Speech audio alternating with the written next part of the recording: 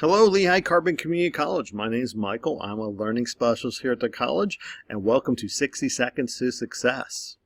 Today we're going to be talking about 5, 4, 3, 2, 1 grounding. This is extremely useful if you find yourself in a highly stressed out state. If you do, try grounding yourself. First, you want to plant yourself squarely in the seat, feet flat on the floor, arms on the armrest, back squarely in the seat. Then, acknowledge 5 things you can see around you.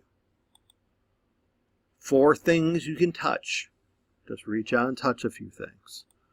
3 things you can hear. 2 things you can smell. And acknowledge 1 thing that you can taste. Grounding can help you feel more present in the now and make you feel better. So next time you're feeling really stressed out, try grounding yourself. 5, 4, 3, 2, 1. All right, we're out of time. Have a good one.